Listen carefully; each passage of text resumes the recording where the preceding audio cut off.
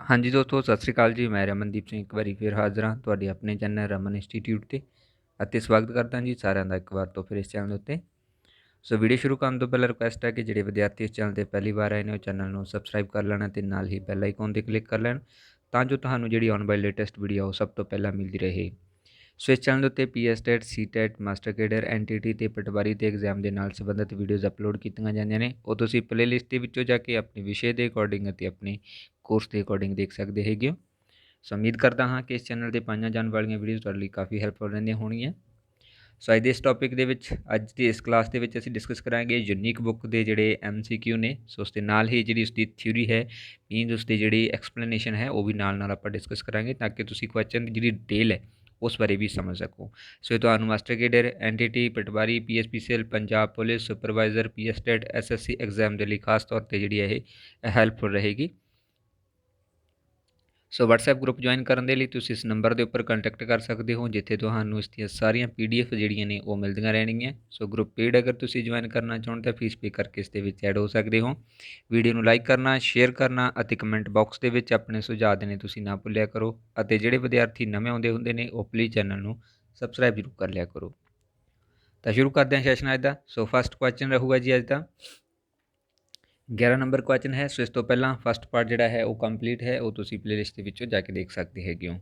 ਸੋ 1857 ਦੇ ਵਿਦਰੋਹ 'ਚ ਸ਼ਹੀਦ ਹੋਣ ਵਾਲਾ, ਸੋ ਆਪਸ਼ਨ 1 ਹੈ ਲక్ష్ਮੀ ਬਾਈ, ਆਪਸ਼ਨ 2 ਹੈ ਤਾਤੀਆ ਟੋਪੇ, ਆਪਸ਼ਨ 3 ਹੈ ਮੰਗਲ ਪਾਂਡੇ ਅਤੇ ਆਪਸ਼ਨ 4 ਹੈ ਉਪਰੋਕਤ ਸਾਰੇ। ਸੋ 1857 ਦਾ ਵਿਦਰੋਹ ਜਿਹੜਾ ਕਿ ਪਹਿਲਾ ਵਿਦਰੋਹ ਮੰਨਿਆ ਜਾਂਦਾ ਹੈ ਭਾਰਤ ਦੇ ਵਿੱਚ। ਸੋ ਇਸ ਵਿਦਰੋਹ ਦੇ ਵਿੱਚ ਸ਼ਹੀਦ ਹੋਣ ਵਾਲੇ ਵਿਅਕਤੀ ਦਾ ਨਾਮ, ਸੋ ਰਾਈਟ ਆਨਸਰ ਇਸਦਾ ਹੈ ਡੀ ਆਪਸ਼ਨ। ਇਸ ਵਿਦਰੋਹ ਦੇ ਵਿੱਚ ਲక్ష్ਮੀ ਬਾਈ, ਤਾਤੀਆ ਟੋਪੇ ਅਤੇ ਮੰਗਲ ਪਾਂਡੇ ਵਰਗੇ ਜਿਹੜੇ ਪ੍ਰਮੁੱਖ ਨੇਤਾ ਸੀ ਉਹ ਸ਼ਹੀਦ ਹੋਏ ਸੀ। ਇਸ ਤੋਂ ਇਲਾਵਾ ਹੋਰ ਵੀ ਬਹੁਤ ਸਾਰੇ ਜਿਹੜੇ ਇਸ ਦੇ ਨੇਤਾ ਸੀ, ਇਸ ਵਿਦਰੋਹ ਦੇ ਨਾਇਕ ਮੰਨੇ ਜਾਂਦੇ ਸੀ, ਸੋ ਉਹ ਵੀ ਇਹਨਾਂ ਦੇ ਵਿੱਚ ਸ਼ਹੀਦ ਹੋ ਪਏ ਸੀ। ਸੋ ਇਹ ਇੱਕ ਪਹਿਲਾ ਵਿਦਰੋਹ ਸੀ ਬਟ ਕਾਮਯਾਬ ਜਿਹੜਾ ਉਹ ਨਹੀਂ ਹੋ ਪਾਇਆ ਸੀਗਾ। ਸੋ ਇਸ ਦੇ ਵੀ ਕਈ ਫੈਕਟਰ ਸੀ ਜੋ ਕਿ ਆਪਾਂ ਡਿਟੇਲ ਦੇ ਵਿੱਚ ਸਮਝਦੇ ਹਾਂ। ਸੋ 1857 ਦਾ ਜਿਹੜਾ ਵਿਦਰੋਹ ਸੀਗਾ ਇਹ ਆਰੰਭ ਹੋਇਆ ਸੀਗਾ ਡਮਡਮ ਕਲਕੱਤਾ ਦੇ ਵਿੱਚ ਸੈਨਿਕਾਂ ਨੂੰ ਸਭ ਤੋਂ ਪਹਿਲਾਂ ਜਿਹੜੇ ਹੈ ਚਰਬੀ ਵਾਲੇ ਕਾਰਤੂਸਾਂ ਦੇ ਕਾਰਨ। ਇਹ ਤਤਕਾਲੀ ਕਾਰਨ ਸੀ ਜਿਹਦੇ ਕਾਰਨ ਕਰਕੇ ਇਹ ਵਿਦਰੋਹ ਸ਼ੁਰੂ ਹੋਇਆ ਸੀ। ਇਹਦਾ ਕਾਰਨ ਸੀ ਕਿ ਚਰਬੀ ਵਾਲੇ ਕਾਰਤੂਸਾਂ ਦੇ ਵਿੱਚ ਜਿਹੜੇ ਹਿੰਦੂ ਸੀ ਉਹਨਾਂ ਨੂੰ ਗਊ ਦਾ ਜਿਹੜਾ ਮਾਸ ਹੈ ਉਹ ਅਟੈਚ ਕਰਕੇ ਦਿੱਤਾ ਜਾਂਦਾ ਸੀਗਾ ਕਾਰਤੂਸ ਦੇ ਵਿੱਚ, ਔਰ ਜਿਹੜੇ ਮੁਸਲਮਾਨ ਸੀ ਉਹਨਾਂ ਨੂੰ ਜਿਹੜਾ ਹੈ ਸੂਰ ਦਾ ਮਾਸ ਉਸ ਦੇ ਨਾਲ ਜਿਹੜਾ ਅਟੈਚ ਕਰਕੇ ਦਿੱਤਾ ਜਾਂਦਾ ਸੀ ਤਾਂ ਕਿ ਉਹਨਾਂ ਦਾ ਜਿਹੜਾ ਧਰਮ ਹੈ ਉਹ ਭ੍ਰਿਸ਼ਟ ਹੋ ਜਾਵੇ। ਸੋ ਇਸ ਕਾਰਨ ਕਰਕੇ ਜਦੋਂ ਉੱਥੋਂ ਦੇ ਸੈਨਿਕਾਂ ਨੂੰ ਪਤਾ ਲੱਗਿਆ ਕਿ ਉਹਨਾਂ ਦੇ ਵਿੱਚ ਚਰਬੀ ਦਾ ਇਸਤੇਮਾਲ ਕੀਤਾ ਗਿਆ ਹੈ ਗਾਂ ਅਤੇ ਸੂਰ ਦਾ, ਤਾਂ ਉਹਨਾਂ ਨੇ ਇਸ ਦਾ ਜਿਹੜਾ ਵਿਰੋਧ ਕਰਨਾ ਸ਼ੁਰੂ ਕਰ ਦਿੱਤਾ ਸੀ, ਜੋ ਕਿ ਇੱਕ ਵੱਡੇ ਪੱਧਰ ਦੇ ਵਿਦਰੋਹ ਦੇ ਰੂਪ ਦੇ ਵਿੱਚ ਆਇਆ ਸੀਗਾ। 1857 ਦੇ ਵਿਦਰੋਹ ਦਾ ਜਿਹੜਾ ਮੁੱਖ ਕੇਂਦਰ ਸੀ ਉਹ ਦਿੱਲੀ ਸੀਗਾ, ਜਿੱਥੋਂ ਇਸ ਨੂੰ ਜਿਹੜਾ ਸ਼ੁਰੂ ਕਰਨਾ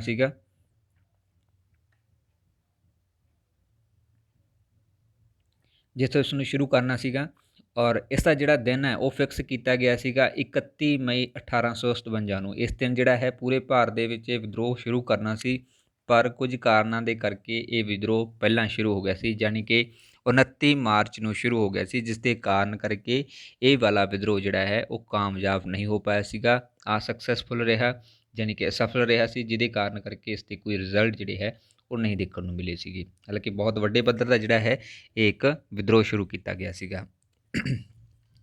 ਸੋ ਇਸ ਵਿਦਰੋਹ ਦੇ ਵਿੱਚ ਹੋਰ ਵੀ ਬਹੁਤ ਸਾਰੇ ਜਿਹੜੇ ਭਾਰਤੀ ਨਾਇਕ ਉਹ ਸ਼ਾਮਲ ਸੀ, ਜਿਨ੍ਹਾਂ ਦਾ ਜ਼ਿਕਰ ਮੈਂ ਸਲਾਈਡ ਦੇ ਵਿੱਚ ਕੀਤਾ ਹੈ। ਸੋ ਪਹਿਲੇ ਸੀਗੇ ਬਹਾਦਰ ਸ਼ਾਹ ਜ਼ਫਰ ਅਤੇ ਬਖਤਰ ਖਾਂ। ਮਈ 1857 ਦੇ ਵਿੱਚ ਇਹਨਾਂ ਨੇ ਵਿਦਰੋਹ ਕੀਤਾ ਸੀਗਾ, ਦਿੱਲੀ ਦੇ ਵਿੱਚ ਕੀਤਾ ਸੀਗਾ, ਔਰ ਉਸ ਸਮੇਂ ਬ੍ਰਿਟਿਸ਼ ਨਾਇਕ ਸੀਗੇ ਇਸ ਸਮੇਂ ਦੇ ਵਿੱਚ ਨਿਕਲਸਨ ਅਤੇ ਹਡਸਨ ਜਿਹੜੇ ਆ ਇਹ ਦੋ ਅਧਿਕਾਰੀ ਉਸ ਸਮੇਂ ਕੰਮ ਕਰ ਰਹੇ ਸੀਗੇ ਅੰਗਰੇਜ਼ਾਂ ਦੇ ਵਿੱਚ। ਦੂਸਰੇ ਸੀਗੇ ਨਾਨਾ ਸਾਹਿਬ ਅਤੇ ਤਾਤੀਆ ਟੋਪੇ। ਇਹਨਾਂ ਨੇ ਜੂਨ 1857 ਦੇ ਵਿੱਚ ਜਿਹੜਾ ਵਿਦਰੋਹ ਉਹ ਸ਼ੁਰੂ ਕੀਤਾ ਸੀ। ਕੇਂਦਰ ਰਿਹਾ ਸੀ ਇਹਨਾਂ ਦਾ ਲਖਨਊ, ਅਤੇ ਉਸ ਸਮੇਂ ਬ੍ਰਿਟਿਸ਼ ਨਾਇਕ ਜਿਹੜੇ ਮੌਜੂਦ ਸੀ ਉਹ ਹੈਨਰੀ ਲਾਰੈਂਸ ਜਿਹੜੇ ਸੀਗੇ ਉਹ ਮੌਜੂਦ ਸੀਗੇ। ਤੀਸਰੇ ਨਾਇਕ ਜਿਹੜੇ ਸੀ ਬੇਗਮ ਹਜ਼ਰਤ ਮਹਿਲ ਸੀ, ਜਿਨ੍ਹਾਂ ਨੇ ਜੂਨ 1857 ਦੇ ਵਿੱਚ ਇਹ ਵਿਦਰੋਹ ਸ਼ੁਰੂ ਕੀਤਾ ਸੀ। ਕੇਂਦਰ ਇਹਨਾਂ ਦਾ ਵੀ ਜਿਹੜਾ ਹੈ ਉਹ ਲਖਨਊ ਹੀ ਰਿਹਾ ਸੀਗਾ, ਬਟ ਇਸ ਸਮੇਂ ਬ੍ਰਿਟਿਸ਼ ਨਾਇਕ ਜਿਹੜੇ ਉਹ ਚੇਂਜ ਹੋ ਚੁੱਕੇ ਸੀਗੇ, ਕੈਪੇਬਲ ਸੀਗੇ ਜਿਹੜੇ ਉਹ ਇਸ ਸਮੇਂ ਆ ਚੁੱਕੇ ਸੀਗੇ। ਚੌਥੇ ਸੀਗੇ ਰਾਣੀ ਲక్ష్ਮੀ ਬਾਈ ਅਤੇ ਤਾਤੀਆ ਟੋਪੇ। ਇਹਨਾਂ ਨੇ ਜੂਨ 1857 ਦੇ ਵਿੱਚ ਵਿਦਰੋਹ ਕੀਤਾ ਸੀਗਾ, ਅਤੇ ਇਹਨਾਂ ਦੇ ਜਿਹੜੇ ਕੇਂਦਰ ਰਹੇ ਸੀ ਉਹ ਝਾਂਸੀ ਦੇ ਅਤੇ ਗਵਾਲੀਅਰ ਦੋ ਕੇਂਦਰ ਰਹੇ ਸੀਗੇ, ਜਿਨ੍ਹਾਂ ਖੇਤਰਾਂ ਦੇ ਵਿੱਚ ਇਹਨਾਂ ਨੇ ਵਿਦਰੋਹ ਦੀ ਸ਼ੁਰੂਆਤ ਕੀਤੀ ਸੀ ਅਤੇ ਬ੍ਰਿਟਿਸ਼ ਨਾਇਕ ਜਿਹੜਾ ਮੌਜੂਦ ਸੀ ਉਹ ਹਿਊਜ਼ ਸੀਗਾ ਇਸ ਸਮੇਂ ਦੇ ਵਿੱਚ। ਅਗਲੇ ਸੀਗੇ ਲਿਆਕਤ ਅਲੀ, ਜਿਹੜੇ ਕਿ ਜੂਨ 1857 ਦੇ ਵਿੱਚ ਵਿਦਰੋਹ ਕਰਦੇ ਨੇ ਇਲਾਹਾਬਾਦ ਤੋਂ, ਔਰ ਇਸ ਸਮੇਂ ਜਿਹੜੇ ਅਧਿਕਾਰੀ ਸੀ ਉਹ ਕਰਨਲ ਨੀਲ ਸੀਗੇ। ਅਗਲੇ ਅਧਿਕਾਰੀ ਕੰਵਰ ਸਿੰਘ ਸੀਗੇ, ਜਿਨ੍ਹਾਂ ਨੇ ਅਗਸਤ 1857 ਦੇ ਵਿੱਚ ਇਹ ਵਿਦਰੋਹ ਸ਼ੁਰੂ ਕੀਤਾ ਸੀ ਅਤੇ ਕੇਂਦਰ ਇਹਨਾਂ ਦਾ ਰਿਹਾ ਸੀ ਜਗਦੀਸ਼ਪੁਰ ਅਤੇ ਬਿਹਾਰ, ਔਰ ਇਸ ਸਮੇਂ ਬ੍ਰਿਟਿਸ਼ ਨਾਇਕ ਜਿਹੜੇ ਸੀ ਉਹ ਵਿਲੀਅਮ ਟੇਲਰ ਜਿਹੜੇ ਆ ਉਹ ਮੰਨੇ ਜਾਂਦੇ ਸੀਗੇ। ਅਗਲੇ ਅਧਿਕਾਰੀ ਭਾਰਤੀ ਨਾਇਕ ਜਿਹੜੇ ਸੀ ਉਹ ਖਾਨ ਬਹਾਦਰ ਖਾਨ ਸੀਗੇ। ਇਹਨਾਂ ਨੇ ਜੂਨ 1857 ਦੇ ਵਿੱਚ ਵਿਦਰੋਹ ਕੀਤਾ ਸੀ ਬਰੇਲੀ ਵਿਖੇ। ਕੈਪੇਬਲ ਜਿਹੜਾ ਹੈ ਉਹ ਅਧਿਕਾਰੀ ਸੀਗਾ। ਇਸ ਤੋਂ ਇਲਾਵਾ ਅਗਲੇ ਸੀਗੇ ਮੌਲਵੀ ਅਹਿਮਦ ਉਦਲਾ, ਜਿਹੜਾ ਸੀਗੇ ਇਹਨਾਂ ਨੇ ਜੂਨ 1857 ਦੇ ਵਿੱਚ ਫੈਦਾਬਾਦ ਦੇ ਵਿੱਚ ਵਿਦਰੋਹ ਸ਼ੁਰੂ ਕੀਤਾ ਸੀ, ਔਰ ਅਧਿਕਾਰੀ ਜਿਹੜੇ ਸੀ ਉਹ ਕੈਪੇਬਲ ਹੀ ਸੀਗੇ। ਅਗਲੇ ਲਾਸਟ ਅਧਿਕਾਰੀ ਸੀਗੇ ਭਾਰਤੀ ਨਾਇਕ ਸੀਗੇ ਅਜੀਜ਼ ਮੁੱਲਾ, ਜਿਨ੍ਹਾਂ ਨੇ 1857 ਦੇ ਵਿੱਚ ਵਿਦਰੋਹ ਕੀਤਾ ਸੀ ਫਤਿਹਪੁਰ ਦੇ ਵਿੱਚ, ਔਰ ਇਸ ਸਮੇਂ ਜਨਰਲ ਰਨਾਲਡ ਜਿਹੜੇ ਸੀਗੇ ਉਹ ਮੌਜੂਦ ਸੀਗੇ। ਸੋ ਇਸ ਤਰੀਕੇ ਦੇ ਨਾਲ ਇਹ ਸਾਰੇ ਜਿਹੜੇ ਉਹ ਭਾਰਤੀ ਨਾਇਕ ਸੀਗੇ ਅਤੇ ਦੂਸਰੀ ਸਾਈਡ ਸੀਗੇ ਜਿਹੜੇ ਉਹ ਅੰਗਰੇਜ਼ ਅਧਿਕਾਰੀ ਸੀ, ਜਿਨ੍ਹਾਂ ਦਾ ਇਹਨਾਂ ਨੇ ਵਿਦਰੋਹ ਜਿਹੜਾ ਹੈ ਉਹ ਕੀਤਾ ਸੀਗਾ। ਓਕੇ, ਨੈਕਸਟ ਹੈ 12 ਨੰਬਰ ਕੁਐਸਚਨ। ਦਿੱਲੀ ਸਲਤਨਤ ਕਾਲ ਦਾ ਪਹਿਲਾ ਸ਼ਾਸਕ ਜਿਸ ਨੇ ਦਾਗ ਅਤੇ ਹੁਲੀਏ ਦੀ ਜਿਹੜੀ ਪ੍ਰਥਾ ਸ਼ੁਰੂ ਕੀਤੀ। ਸੋ ਆਪਸ਼ਨ 1 ਹੈ ਅਲਾਉਦੀਨ ਖਿਲਜੀ, ਆਪਸ਼ਨ 2 ਹੈ ਮੁਹੰਮਦ ਬਿਨ ਤੁਗਲਕ, ਆਪਸ਼ਨ 3 ਹੈ ਇਬਰਾਹਿਮ ਲੋਧੀ ਅਤੇ ਆਪਸ਼ਨ 4 ਹੈ ਬਲਬਨ। ਸੋ ਦਿੱਲੀ ਸਲਤਨਤ ਕਾਲ ਦਾ ਪਹਿਲਾ ਸ਼ਾਸਕ ਜਿਸ ਨੇ ਦਾਗ ਤੇ ਹੁਲੀਏ ਦੀ ਜਿਹੜੀ ਪ੍ਰਥਾ ਸ਼ੁਰੂ ਕੀਤੀ। ਸੋ ਰਾਈਟ ਆਨਸਰ ਇਸ ਦਾ ਇਹ ਆਪਸ਼ਨ ਅਲਾਉਦੀਨ ਖਿਲਜੀ ਸੀ, ਜਿਸ ਨੇ ਘੋੜਿਆਂ ਨੂੰ ਅਤੇ ਜਿਹੜੇ ਸੈਨਿਕ ਸੀ ਉਹਨਾਂ ਦਾ ਹੁਲੀਆਂ ਦਾ ਰਿਕਾਰਡ ਰੱਖਣ ਦੇ ਲਈ ਜਿਹੜਾ ਦਾਗਣ ਅਤੇ ਹੁਲੀਏ ਦੀ ਜਿਹੜੀ ਸ਼ੁਰੂਆਤ ਹੈ ਉਹ ਕੀਤੀ ਸੀਗੀ।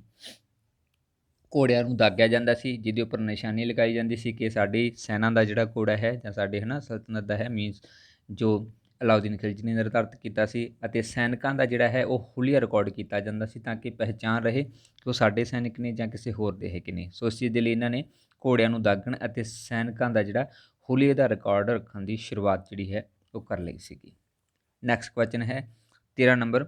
ਸਾਸਾਰਾਮ ਦੇ ਮਕਬਰੇ ਦਾ ਸੰਬੰਧ ਹੈ। ਆਪਸ਼ਨ 1 ਹੈ ਬਲਬਨ ਦੇ ਨਾਲ, ਆਪਸ਼ਨ 2 ਹੈ ਅਲਾਉਦੀਨ ਖਿਲਜੀ ਦੇ ਨਾਲ, ਆਪਸ਼ਨ 3 ਹੈ ਅਕਬਰ ਦੇ ਨਾਲ ਅਤੇ ਆਪਸ਼ਨ 4 ਹੈ ਸ਼ੇਰਸ਼ਾਹ ਸੂਰੀ ਦੇ ਨਾਲ। ਸਾਸਾਰਾਮ ਦਾ ਜਿਹੜਾ ਮਕਬਰਾ ਹੈ ਇਸ ਦਾ ਸੰਬੰਧ ਹੈ ਸ਼ੇਰਸ਼ਾਹ ਸੂਰੀ ਦੇ ਨਾਲ ਸੰਬੰਧਿਤ। ਸੋ ਸਾਸਾਰਾਮ ਜਿਹੜਾ ਕੇਂਦਰ ਸੀਗਾ ਇਹ ਸ਼ੇਰਸ਼ਾਹ ਸੂਰੀ ਦਾ ਜਿਹੜਾ ਜਨਮ ਸਥਾਨ ਸੀ, ਇਹਦੇ ਆਧਾਰ ਦੇ ਉੱਪਰ ਇਸ ਨੂੰ ਜਿਹੜਾ ਹੈ ਇੱਥੇ ਮਕਬਰਾ ਬਣਾਇਆ ਗਿਆ ਸੀਗਾ। ਸੋ ਡਿਟੇਲ ਦੇ ਵਿੱਚ ਸਮਝਦੇ ਹਾਂ। ਸੋ ਸ਼ੇਰਸ਼ਾਹ ਸੂਰੀ ਸਮਰਾਜ ਦਾ ਜਿਹੜਾ ਸੰਸਥਾਪਕ ਸੀਗਾ ਉਹ ਸ਼ੇਰਸ਼ਾਹ ਸੂਰੀ ਮੰਨਿਆ ਜਾਂਦਾ ਹੈ ਅਤੇ ਉਸ ਦਾ ਜਨਮ ਸਥਾਨ ਸੀ ਜਿਹੜਾ ਉਹ ਸਾਸਾਰਾਮ ਸੀ, ਜੋ ਕਿ ਬਿਹਾਰ ਪ੍ਰਾਂਤ ਦੇ ਵਿੱਚ ਪੈਂਦਾ ਸੀਗਾ। ਉੱਥੇ ਜਿਹੜਾ ਹੈ ਇਹ ਮਕਬਰਾ ਬਣਿਆ ਹੋਇਆ ਹੈਗਾ ਸਾਸਾਰਾਮ ਦਾ। ਇੱਥੇ ਹੀ ਸ਼ੇਰਸ਼ਾਹ ਸੂਰੀ ਨੇ ਜਿਹੜਾ ਖੁਦ ਆਪਣਾ ਮਕਬਰਾ ਜਿਹੜਾ ਹੈ ਉਹ ਤਿਆਰ ਕਰਵਾਇਆ ਸੀ 1540 ਤੋਂ ਲੈ ਕੇ 45 ਤੱਕ। ਖੁਦ ਨੇ ਹੀ ਜਿਹੜਾ ਮਕਬਰਾ ਤਿਆਰ ਕਰਵਾਇਆ ਸੀਗਾ, ਕਿਸੇ ਹੋਰ ਤੋਂ ਨਹੀਂ ਜਿਹੜਾ ਕਹਿ ਸਕਦੇ। ਇਸ ਤੋਂ ਇਲਾਵਾ ਚਟਗਾਮ ਜਿਹੜਾ ਕਿ ਬੰਗਲਾਦੇਸ਼ ਦੇ ਵਿੱਚ ਹੈ, ਉਸ ਤੋਂ ਲੈ ਕੇ ਕਾਬਲ ਜੋ ਕਿ ਅਫਗਾਨਿਸਤਾਨ ਤੱਕ ਹੈ, ਇੱਕ ਗ੍ਰੈਂਡ ਟਰੱਕ ਰੋਡ ਦਾ ਜਿਹੜਾ ਨਿਰਮਾਣ ਕੀਤਾ ਸੀਗਾ ਉਹ ਸ਼ੇਰਸ਼ਾਹ ਸੂਰੀ ਨੇ ਕੀਤਾ ਸੀ। ਕਾਫੀ ਵਾਰ ਇਹ ਕੁਐਸਚਨ ਆਉਂਦਾ ਹੁੰਦਾ ਹੈ ਕਿ ਗ੍ਰੈਂਡ ਟਰੱਕ ਰੋਡ ਜਿਹੜਾ ਹੈ ਉਹਦਾ ਨਿਰਮਾਣ ਜਿਹੜਾ ਹੈ ਉਹ ਕਿਸ ਨੇ ਕਰਵਾਇਆ ਸੀਗਾ। ਓਕੇ, ਤਾਂ ਇਸ ਦਾ ਨਿਰਮਾਣ ਜਿਹੜਾ ਹੈ ਉਹ ਸ਼ੇਰਸ਼ਾਹ ਸੂਰੀ ਨੇ ਕਰਵਾਇਆ ਸੀ, ਜਿਸ ਦਾ ਨਾਮ ਜਿਹੜਾ ਹੈ ਸ਼ੇਰਸ਼ਾਹ ਸ਼ੂਰੀ ਮਾਰਗ ਵੀ ਰੱਖਿਆ ਗਿਆ ਹੈਗਾ, ਜਿਸ ਨੂੰ ਗ੍ਰੈਂਡ ਟਰੱਕ ਰੋਡ ਵੀ ਕਿਹਾ ਜਾਂਦਾ ਹੈ। ਔਰ ਸ਼ੇਰਸ਼ਾਹ ਸੂਰੀ ਦਾ ਜਿਹੜਾ ਬਚਪਨ ਦਾ ਨਾਮ ਸੀ ਉਹ ਫਰੀਦ ਖਾਨ ਸੀਗਾ। ਬਚਪਨ ਦੇ ਵਿੱਚ ਉਹਨੂੰ ਫਰੀਦ ਖਾਨ ਕਿਹਾ ਜਾਂਦਾ ਸੀ, ਬਟ ਬਾਅਦ ਦੇ ਵਿੱਚ ਸ਼ੇਰਸ਼ਾਹ ਸੂਰੀ ਜਿਹੜਾ ਹੈ ਉਹ ਕਹਿਣਾ ਸ਼ੁਰੂ ਕਰ ਦਿੱਤਾ ਗਿਆ ਸੀਗਾ। ਸ਼ੇਰਸ਼ਾਹ ਸੂਰੀ ਹੀ ਸੀ ਜਿਨ੍ਹਾਂ ਨੇ ਰੁਪਈਆ ਨਾਮਕ ਸਿੱਕੇ ਦਾ ਜਿਹੜਾ ਨਿਰਮਾਣ ਕੀਤਾ ਸੀਗਾ। ਭਾਰਤ ਦੇ ਵਿੱਚ ਰੁਪਈਆ ਜਿਹੜਾ ਹੈ ਉਹ ਸ਼ੁਰੂ ਕੀਤਾ ਸੀਗਾ। ਇਸ ਤੋਂ ਬਾਅਦ ਕਾਫੀ ਲੰਬੇ ਸਮੇਂ ਤੱਕ, ਯਾਨੀ ਕਿ ਅੱਜ ਤੱਕ ਵੀ ਸਾਡੇ ਕੋਲ ਜਿਹੜੇ ਇਹ ਚੱਲ ਰਿਹਾ ਹੈਗਾ। ਭਾਰਤ ਦੇ ਵਿੱਚ ਡਾਕ ਪ੍ਰਣਾਲੀ ਨੂੰ ਜਿਹੜਾ ਹੈ ਪੁਨਰਗਠਿਤ ਕੀਤਾ ਸੀਗਾ। ਇਸ ਦਾ ਸਿਹਰਾ ਵੀ ਜਿਹੜਾ ਹੈ ਉਹ ਸ਼ੇਰਸ਼ਾਹ ਸੂਰੀ ਨੂੰ ਹੀ ਜਾਂਦਾ ਹੈ। ਡਾਕ ਪ੍ਰਣਾਲੀ ਨੂੰ ਜਿਹੜਾ ਹੈ ਪ੍ਰਮੋਟ ਕੀਤਾ ਸੀਗਾ, ਪੁਨਰਗਠਨ ਕੀਤਾ, ਰੀਆਰਗਨਾਈਜ਼ ਕੀਤਾ। ਇਸ ਤੋਂ ਇਲਾਵਾ ਇਸ ਦਾ ਜਿਹੜਾ ਉੱਤਰਾਧਿਕਾਰੀ ਸੀ ਉਹ ਇਸਲਾਮ ਸ਼ਾਹ ਸੀਗਾ, ਜੋ ਕਿ ਇਸ ਦਾ ਹੀ ਪੁੱਤਰ ਸੀਗਾ। ਮਾਰਵੜ ਦੀ ਜਿੱਤ ਜੋ ਕਿ 1544 ਦੇ ਵਿੱਚ ਸੀ, ਉਸ 'ਤੇ ਸ਼ੇਰਸ਼ਾਹ ਸੂਰੀ ਨੇ ਕਿਹਾ ਸੀ ਕਿ ਮੁੱਠੀ ਪਰ ਬਾਜਰੇ ਦੀ ਲਈ ਮੈਂ ਸ਼ਾਇਦ ਦਿੱਲੀ ਦੀ ਸਲਤਨਤ ਨੂੰ ਗਵਾ ਦਿੱਤਾ ਹੈ। ਸੋ ਇਹ ਬਹੁਤ ਇੰਪੋਰਟੈਂਟ ਹੈ। ਬਹੁਤ ਵਾਰ ਇੱਕ ਕੁਐਸਚਨ ਪੁੱਛਿਆ ਜਾਂਦਾ ਹੈ ਕਿ ਸ਼ਬਦ ਕਿਸ 'ਤੇ ਹੈਗੇ ਨੇ, ਤਾਂ ਸ਼ੇਰਸ਼ਾਹ ਸੂਰੀ ਦੇ ਨੇਗੇ ਅਤੇ ਮਾਰਵੜ ਦੀ ਜਿੱਤ ਦੇ ਸਮੇਂ ਇਹ ਇਸਤੇਮਾਲ ਕੀਤੇ ਸੀ ਉਹਨਾਂ ਨੇ। ਸ਼ੇਰਸ਼ਾਹ ਸੂਰੀ ਮਾਰਗ ਜਿਹੜਾ ਹੈ ਉਹ ਖੈਬਰ ਦਰੇ ਦੇ ਵਿੱਚੋਂ ਲੰਘਦਾ ਹੈ, ਜੋ ਕਿ ਬਹੁਤ ਜ਼ਿਆਦਾ ਪ੍ਰਮੁੱਖ ਸੀ, ਕਿਉਂਕਿ ਜਿੰਨੀਆਂ ਵੀ ਵਿਦੇਸ਼ੀ ਜਾਤੀਆਂ ਸੀ ਉਹ ਤਕਰੀਬਨ ਭਾਰਤ ਦੇ ਉੱਪਰ ਹਮਲਾ ਕਰਨ ਦੇ ਲਈ ਖੈਬਰ ਦਰੇ ਦੇ ਰਾਹੀਂ ਐਂਟਰ ਹੋਈਆਂ ਸੀ। ਸੋ ਇਹ ਰਸਤਾ ਉੱਥੋਂ ਤੱਕ ਜਾਂਦਾ ਹੈਗਾ। ਔਰ ਸ਼ੇਰਸ਼ਾਹ ਸੂਰੀ ਮਾਰਗ ਜਿਹੜਾ ਹੈ ਉਹ ਪੰਜਾਬ ਦੇ ਪਟਿਆਲਾ, ਲੁਧਿਆਣਾ, ਜਲੰਧਰ ਅਤੇ ਅੰਮ੍ਰਿਤਸਰ ਸ਼ਹਿਰ ਦੇ ਵਿੱਚੋਂ ਦੀ ਗੁਜ਼ਰਦਾ ਹੈ, ਜਾਣੀ ਕਿ ਪੰਜਾਬ ਦੇ 4 ਜ਼ਿਲ੍ਹਿਆਂ ਦੇ ਵਿੱਚੋਂ ਦੀ ਸ਼ੇਰਸ਼ਾਹ ਸੂਰੀ ਜਿਹੜਾ ਮਾਰਗ ਹੈ ਉਹ ਕ੍ਰੋਸ ਕਰਦਾ ਹੈ, ਜਿਹਨੂੰ ਗ੍ਰੈਂਡ ਟਰੱਕ ਰੋਡ ਵੀ ਕਿਹਾ ਜਾਂਦਾ ਹੈ। ਲਾਡਲਹੋ ਜਿਹਨੇ ਕਲਕੱਤਾ ਤੋਂ ਪੇਸ਼ਾਵਰ ਤੱਕ ਜੀਟੀ ਰੋਡ ਸ਼ੇਸ਼ਾਸ਼ੁਰੀ ਮਾਰਗ ਦੀ ਜਿਹੜੀ ਆ ਉਹ ਮੁਰੰਮਤ ਕਰਾਈ ਸੀ। ਲਾਡਲਹੋ ਜਿਸ ਅੰਗਰੇਜ਼ ਅਧਿਕਾਰੀ ਜਿਸ ਨੇ ਇਸ ਦੀ ਜਿਹੜੀ ਮੁਰੰਮਤ ਕਰਾ ਕੇ ਇਸ ਨੂੰ ਰਿਪੇਅਰ ਕਰਵਾਇਆ ਸੀਗਾ। ਲਾਡਲਹੋ ਜੀ ਨੇ 1853 ਦੇ ਵਿੱਚ ਕੰਗ ਨਹਿਰ ਨੂੰ ਜਿਹੜਾ ਸ਼ੁਰੂ ਕੀਤਾ ਸੀ, ਇਹ ਵੀ ਉਹਨਾਂ ਦੀ ਇੱਕ ਪ੍ਰਾਪਤੀ ਸੀਗੀ। ਅਤੇ ਇਸ ਤੋਂ ਇਲਾਵਾ ਕੁਝ ਹੋਰ ਮੁਗਲਾਂ ਦੇ ਜਿਹੜੇ ਮਕਬਰੇ ਜਿਹੜੇ ਕਿ ਵੱਖ-ਵੱਖ ਸਥਾਨਾਂ ਦੇ ਉੱਪਰ ਹੈਗੇ ਨੇ। ਸੋ ਪਹਿਲਾਂ ਇਹ ਬਾਬਰ, ਸੋ ਬਾਬਰ ਜਿਹੜਾ ਹੈ ਪਹਿਲਾਂ ਆਗਰਾ ਦੇ ਵਿੱਚ ਦਫਨਾਇਆ ਗਿਆ ਸੀ ਅਤੇ ਫਿਰ ਕਾਬਲ ਦੇ ਵਿੱਚ ਦਫਨਾਇਆ ਗਿਆ ਸੀਗਾ। ਸੋ ਇਹ ਅਕਬਰ ਦੇ ਦੁਆਰਾ ਜਿਹੜਾ ਬਣਾਇਆ ਗਿਆ ਸੀਗਾ। ਓਕੇ, ਹਮਾਯੂ ਦਾ ਜਿਹੜਾ ਮਕਬਰਾ ਹੈ ਉਹ ਦਿੱਲੀ ਦੇ ਵਿੱਚ ਹੈਗਾ ਗਾ, ਅਤੇ ਅਕਬਰ ਦਾ ਜਿਹੜਾ ਮਕਬਰਾ ਹੈ ਉਹ ਸਿਕੰਦਰਾਬਾਦ ਆਗਰਾ ਦੇ ਵਿੱਚ ਬਣਿਆ ਹੋਇਆ ਹੈਗਾ ਗਾ। ਚੌਥੇ ਹੈ ਜਹਾਂਗੀਰ। ਸੋ ਜਹਾਂਗੀਰ ਦਾ ਜਿਹੜਾ ਮਕਬਰਾ ਹੈ ਉਹ ਲਾਹੌਰ ਦੇ ਵਿੱਚ ਬਣਿਆ ਹੋਇਆ ਹੈ, ਅਤੇ ਸ਼ਾਹਜਹਾਂ ਜਿਹੜਾ ਹੈ ਉਸ ਦਾ ਮਕਬਰਾ ਜਿਹੜਾ ਹੈ ਉਹ ਆਗਰਾ ਦੇ ਵਿੱਚ ਬਣਿਆ ਹੋਇਆ ਹੈਗਾ। ਧਿਆਨ ਰੱਖਣਾ ਆਗਰਾ ਹੈ, ਸੋ ਮਿਸਟੇਕ ਹੈ ਸੱਸੇ ਨਾਲ। ਛੇਵਾਂ ਹੈ ਔਰੰਗਜ਼ੇਬ। ਸੋ ਔਰੰਗਜ਼ੇਬ ਦਾ ਜਿਹੜਾ ਮਕਬਰਾ ਹੈ ਉਹ ਖੁਲਦਾਬਾਦ ਦੇ ਵਿੱਚ ਹੈ, ਜੋ ਕਿ ਮਹਾਰਾਸ਼ਟਰ ਦੇ ਵਿੱਚ ਸਥਿਤ ਹੈ। ਸੋ ਉੱਥੇ ਉਹਨਾਂ ਦਾ ਮਕਬਰਾ ਜਿਹੜਾ ਹੈ ਬਣਾਇਆ ਗਿਆ ਹੈਗਾ। ਸੱਤਵੇਂ ਹੈ ਬਹਾਦਰ ਸ਼ਾਹ ਜ਼ਫਰ। ਸੋ ਇਹਨਾਂ ਦਾ ਮਕਬਰਾ ਜਿਹੜਾ ਹੈ ਉਹ ਰੰਗੂਨ ਦੇ ਵਿੱਚ ਬਣਾਇਆ ਗਿਆ ਹੈ, ਜੋ ਕਿ ਮਿਆਂਮਾਰ ਦੇ ਵਿੱਚ ਸਥਿਤ ਹੈਗਾ ਗਾ। ਸੋ ਕੁਝ ਪ੍ਰਮੁੱਖ ਜਿਹੜੇ ਮੁਗਲ ਸ਼ਾਸਕ ਨੇ ਉਹਨਾਂ ਦੇ ਮਕਬਰਿਆਂ ਦਾ ਜਿਹੜਾ ਜ਼ਿਕਰ ਹੈ, ਸੋ ਕਾਫੀ ਹੈਲਪਫੁਲ ਰਹੂਗਾ ਤੁਹਾਨੂੰ ਵੀ। ਨੈਕਸਟ ਹੈ 14 ਨੰਬਰ, ਲੀਪ ਦੇ ਸਾਲ ਵਿੱਚ ਕੁੱਲ ਕਿੰਨੇ ਦਿਨ ਹੁੰਦੇ ਹਨ? ਸੋ ਆਪਸ਼ਨ 1 ਹੈ 356, ਆਪਸ਼ਨ 2 ਹੈ 365, ਆਪਸ਼ਨ 3 ਹੈ 357 ਅਤੇ ਆਪਸ਼ਨ 4 ਹੈ 366। ਸੋ ਅਗਰ ਅਸੀਂ ਨੋਰਮਲ ਗੱਲ ਕਰੀਏ ਤਾਂ ਵੈਸੇ ਸਾਲ ਦੇ ਵਿੱਚ ਜਿਹੜਾ ਹੈ ਤਕਰੀਬਨ 365 ਦਿਨ 1/4 ਹੈ ਨਾ। ਸੋ ਇਸ ਤਰੀਕੇ ਨਾਲ ਅਸੀਂ ਕਾਊਂਟ ਕਰਦੇ ਹੁੰਦੇ ਹਾਂ, ਜਿਹਦੇ ਆਧਾਰ ਦੇ ਉੱਪਰ ਮੋਸਟਲੀ ਅਸੀਂ 365 ਦਿਨ ਹੀ ਜਿਹੜਾ ਮੰਨਦੇ ਹੁੰਦੇ ਹਾਂ। ਸੋ ਨਾਰਮਲ ਦਿਨਾਂ ਦੇ ਵਿੱਚ ਜਿਹੜਾ ਹੈ 365 ਦਿਨ ਹੁੰਦੇ ਹੈਗੇ ਨੇ, ਬਟ ਲੀਪ ਵਾਲਾ ਸਾਲ ਜਿਹੜਾ ਹੈ ਉਸ ਸਾਲ ਦੇ ਵਿੱਚ 366 ਦਿਨ ਜਿਹੜੇ ਹੈ ਉਹ ਐਡ ਹੁੰਦੇ ਹੈਗੇ ਨੇਗੇ। ਸੋ ਕੁਛ ਐਕਸਪਲੇਨੇਸ਼ਨ ਵੀ ਸਮਝ ਲੱਗੀ ਇਸ ਦੀ। ਲੀਪ ਵਾਲਾ ਸਾਲ ਜੋ ਕਿ ਹਰ 4 ਸਾਲ ਬਾਅਦ ਆਉਂਦਾ ਹੈ ਤਕਰੀਬਨ।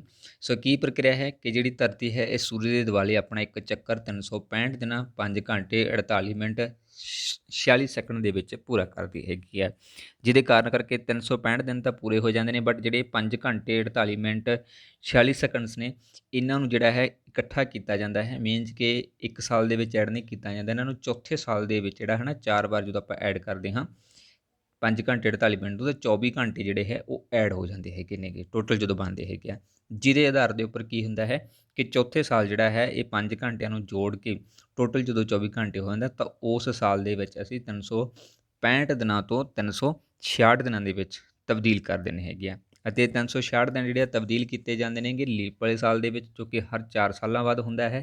ਅਤੇ ਜਿਹੜਾ 365 ਦਿਨਾਂ ਤੋਂ ਬਾਅਦ 166 ਯਾਨੀ ਕਿ ਇੱਕ ਦਿਨ ਜਿਹੜਾ ਐਡ ਕਰਦੇ ਹਾਂ ਉਹ ਫਰਵਰੀ ਦੇ ਮਹੀਨੇ ਦੇ ਵਿੱਚ ਅਸੀਂ ਐਡ ਕਰਦੇ ਹੁੰਦੇ ਹੈਗੇ ਹਾਂ, ਜੋ ਕਿ 29 ਦਿਨਾਂ ਵਾਲੀ ਫਰਵਰੀ ਹੁੰਦੀ ਹੈ। ਓਕੇ, ਸੋ ਧਿਆਨ ਰੱਖਣਾ ਬਹੁਤ ਇੰਪੋਰਟੈਂਟ ਹੈ, 29 ਫਰਵਰੀ ਦੇ ਦਿਨ ਹੁੰਦੇ ਹੈਗੇ ਨੇ। ਸੋ ਲੀਪ ਵਾਲੇ ਸਾਲ ਕਿਹੜੇ ਨੇ? 1996, 2000, 2004, 2008, 2012, 2016, 2020 ਅਤੇ ਆਉਣ ਵਾਲਾ ਲੀਪ ਵਾਲਾ ਸਾਲ ਹੋਊਗਾ 2024। ਓਕੇ, ਨੈਕਸਟ ਹੈ 15 ਨੰਬਰ, ਬੋਧੀ ਗ੍ਰੰਥ ਤ੍ਰਿਪਿਟਕਾ ਦੀ ਰਚਨਾ ਕਿਹੜੀ ਭਾਸ਼ਾ ਦੇ ਵਿੱਚ ਕੀਤੀ ਗਈ ਹੈ? ਸੋ ਆਪਸ਼ਨ 1 ਹੈ ਪ੍ਰਾਕ੍ਰਿਤ, ਆਪਸ਼ਨ 2 ਹੈ ਸੰਸਕ੍ਰਿਤ, ਆਪਸ਼ਨ 3 ਹੈ ਅਰਧ-ਮਗਧੀ ਅਤੇ ਆਪਸ਼ਨ 4 ਹੈ ਪਾਲੀ ਭਾਸ਼ਾ। ਸੋ ਬੋਧੀ ਗ੍ਰੰਥਾਂ ਜਾਣੀ ਕਿ ਤਕਰੀਬਨ ਜਿੰਨੇ ਵੀ ਬੋਧੀ ਗ੍ਰੰਥ ਨੇ ਉਹਨਾਂ ਦੀ ਸਾਰਿਆਂ ਦੀ ਹੀ ਰਚਨਾ ਜਿਹੜੀ ਹੈ ਇਸ ਭਾਸ਼ਾ ਦੇ ਵਿੱਚ ਕੀਤੀ ਗਈ ਹੈ, ਜੋ ਕਿ ਪਾਲੀ ਭਾਸ਼ਾ ਹੈ। ਸੋ ਇਸੇ ਭਾਸ਼ਾ ਦੇ ਵਿੱਚ ਹੀ ਜਿੰਨੇ ਵੀ ਜਿਹੜੇ ਗ੍ਰੰਥ ਨੇ ਬੋਧੀ ਗ੍ਰੰਥ ਉਹ ਇਸੇ ਦੇ ਵਿੱਚ ਹੀ ਲਿਖੇ ਹੈਗੇ ਨੇਗੇ। ਅਤੇ ਜਿਹੜੇ ਜੈਨੀ ਨੇਗੇ ਉਹਨਾਂ ਨੂੰ ਜ਼ਿਆਦਾਤਰ ਪ੍ਰਾਕ੍ਰਿਤ ਭਾਸ਼ਾ ਦੇ ਵਿੱਚ ਜਿਹੜਾ ਲਿਖਿਆ ਗਿਆ ਹੈਗਾ, ਦੋਨੋਂ ਹੀ ਯਾਦ ਰੱਖ ਲੈਣਾ। ਨੈਕਸਟ ਹੈ 16 ਨੰਬਰ, ਪੰਜਾਬ ਦੇ ਵਿੱਚ ਪੰਜਾਬ ਭੂਚਾਲ ਖੇਤਰ ਵਿੱਚ ਪੈਂਦਾ ਹੈ, ਯਾਨੀ ਕਿ ਕਿਹੜੇ ਭੂਚਾਲ ਖੇਤਰ ਦੇ ਵਿੱਚ ਪੈਂਦਾ ਹੈ? ਸੋ ਆਪਸ਼ਨ 1 ਹੈ ਜ਼ੋਨ 2, ਜ਼ੋਨ 3, ਆਪਸ਼ਨ 2 ਹੈ ਜ਼ੋਨ 4, ਆਪਸ਼ਨ 3 ਹੈ ਉਪਰੋਕਤ ਦੋਨੋਂ ਅਤੇ ਆਪਸ਼ਨ 4 ਹੈ ਉਪਰੋਕਤ ਦੇ ਵਿੱਚੋਂ ਕੋਈ ਨਹੀਂ। ਸੋ ਪੰਜਾਬ ਜਿਹੜਾ ਹੈ ਉਹ ਭੂਚਾਲ ਜ਼ੋਨ ਦੇ ਵਿੱਚ ਪੈਂਦਾ ਹੈ, 3 ਜ਼ੋਨਾਂ ਦੇ ਵਿੱਚ ਪੈਂਦਾ ਹੈ, ਜ਼ੋਨ 2 ਦੇ ਵਿੱਚ, ਜ਼ੋਨ 3 ਦੇ ਵਿੱਚ ਅਤੇ ਜ਼ੋਨ 4 ਦੇ ਵਿੱਚ। ਸੋ ਇਹ 4 ਹੀ ਜਿਹੜੀਆਂ ਜ਼ੋਨਾਂ ਨੇ, 3 ਹੀ ਜ਼ੋਨਾਂ ਨੇ ਜਿਹਦੇ ਵਿੱਚੋਂ ਪੰਜਾਬ ਜਿਹੜਾ ਆ ਜਾਂਦਾ ਹੈ। ਸੰਸਾਰ ਦੇ ਵਿੱਚ ਅਗਰ ਅਰਥਕੁਇਕ ਜ਼ੋਨ ਦੀ ਗੱਲ ਕਰੀਏ, ਜ਼ੋਨ ਦੀ ਗੱਲ ਕਰੀਏ, ਜੋ ਕਿ ਜ਼ੋਨ ਖੇਤਰ ਵੰਡੇ ਜਾਂਦੇ ਨੇ ਭੂਚਾਲ ਨੂੰ ਲੈ ਕੇ, ਉਹ 4 ਭਾਗਾਂ ਦੇ ਵਿੱਚ ਵੰਡੇ ਜਾਂਦੇ ਨੇ, ਜ਼ੋਨ 2, ਜ਼ੋਨ 3 ਅਤੇ ਜ਼ੋਨ 4 ਅਤੇ ਜ਼ੋਨ 5। ਇਹ 4 ਜ਼ੋਨਾਂ ਦੇ ਵਿੱਚ ਜਿਹੜਾ ਹੈ ਹਮੇਸ਼ਾ ਪੂਰੇ ਸੰਸਾਰ ਨੂੰ ਜਿਹੜਾ ਉਹ ਵੰਡਿਆ ਜਾਂਦਾ ਹੈ। ਇਹ ਖੇਤਰ ਦੇ ਆਧਾਰ ਦੇ ਉੱਪਰ ਹੈ ਕਿ ਕਿੰਨਾ ਨੁਕਸਾਨ ਕਰਦੀ ਹੈ ਜਾਂ ਕਿੰਨੀ ਤੀਵਰਤਾ ਦੇ ਆਧਾਰ 'ਤੇ ਆਉਂਦਾ ਹੈ, ਉਹਦੇ ਆਧਾਰ 'ਤੇ ਇਸ ਦੀ ਜਿਹੜੀ ਵੰਡ ਹੈ ਉਹ ਕੀਤੀ ਗਈ ਹੈਗੀ ਆ। ਨੈਕਸਟ ਹੈ 17 ਨੰਬਰ, ਅਸ਼ੋਕ ਦੂਜਾ ਕਿਸ ਨੂੰ ਕਿਹਾ ਜਾਂਦਾ ਹੈ? ਸੋ ਆਪਸ਼ਨ 1 ਹੈ ਸਮੁੰਦਰਗੁਪਤ ਨੂੰ, ਆਪਸ਼ਨ 2 ਹੈ ਚੰਦਰਗੁਪਤ ਨੂੰ, ਆਪਸ਼ਨ 3 ਹੈ ਹਰਸ਼ਵਰਧਨ ਨੂੰ ਅਤੇ ਆਪਸ਼ਨ 4 ਹੈ ਕਨਿਸ਼ਕ ਨੂੰ।